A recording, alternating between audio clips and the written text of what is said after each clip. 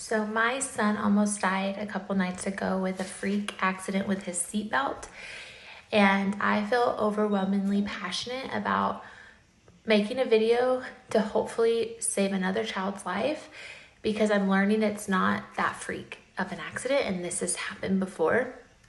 So at the end, I'll show photos of my son's neck and explain how this happened. But to share a little bit about this story, so a couple nights ago, we're on a road trip. It's getting late, the car's dark, the iPads have died, the kids are just sitting back there quiet. We're almost to our destination and we hear my son unbuckle, and he's 8 years old. And we thought, like, quick, I don't look back, I just say, hey, like, buckle back, like, we're on the freeway. I assumed he was getting a toy or something he dropped. And when I don't hear it re-click, I decide to look back there and I see my son, and this is wrapped around his neck multiple times, and it looks like he's being hung by his seatbelt. And I don't realize how bad it is just yet. And I say, hurry, like, untangle, like, buckle, we're on the freeway. And when he doesn't respond, I say, pull over, pull over. And my husband pulls over on this busy back road highway. And when he jumps out of the car to help him, the car lights come on, and that's when I see how bad it is. My son is as white as can be. His lips are turning blue. He cannot breathe. He is being choked by his seatbelt. And sorry, I'm like getting emotional because I'm like reliving like his face. We typically have a knife seatbelt cutter in the car. For whatever reason, we got the car detailed and it did not get put back in the car. We have nothing to cut him loose. He cannot breathe. And I like screamed, call 911. My husband's on the phone with 911. He's trying to flag people down because like they're taking forever. And I had this moment, like if because I don't have a seatbelt cutter in our car, my son is about to die. And thankfully I've scratched up his neck, but I was able to shove my fingers down there and get it loose enough that he starts to breathe, he starts to talk. So the last few minutes of waiting for the ambulance did calm down. But had I not been able to do that, he would be dead right now. He would not have been alive because it took the ambulance over 5 minutes to get there. And if he would have been not able to breathe for 5 minutes, it would have been bad.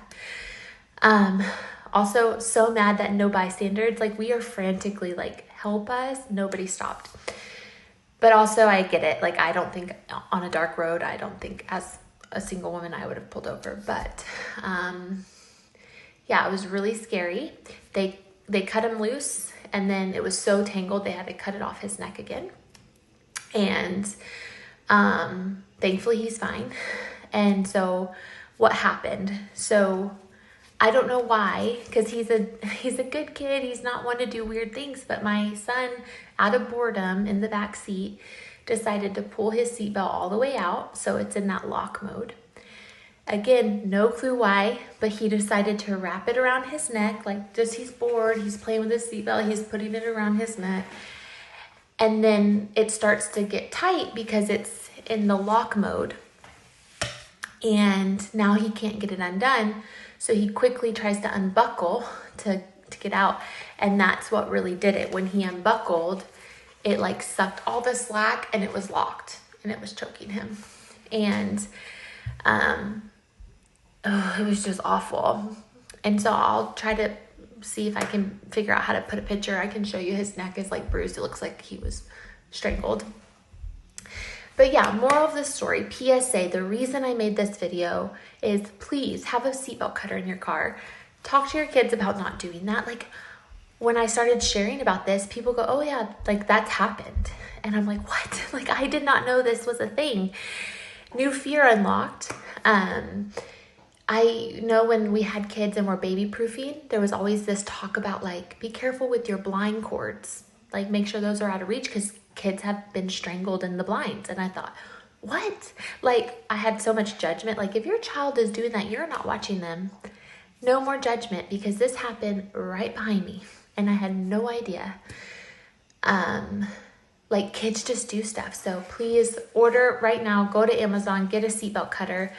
If we would have had one, that would have been less scary of a situation. And if there's just so many things like that could have been so much worse. So please share this with your friends that have kids. Tell them that, you know, just get this out there. I don't know. But let me see if I can figure out how to put some photos in. Okay, so I figured it out.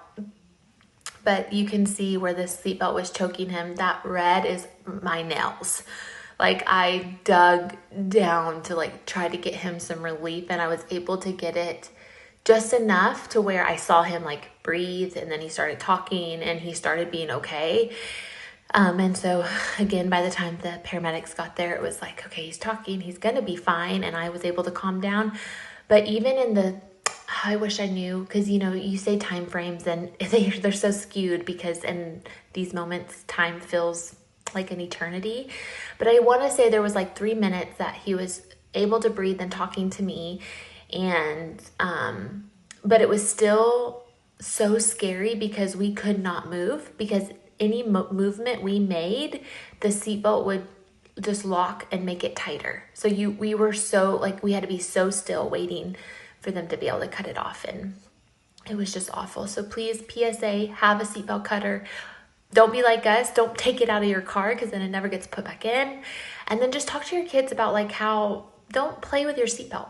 Like, never thought I would have to have that conversation, especially with my very, very smart, sweet 8-year-old that doesn't do stuff like this.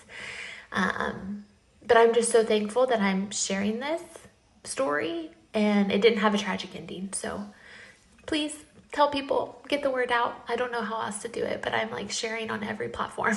But yeah.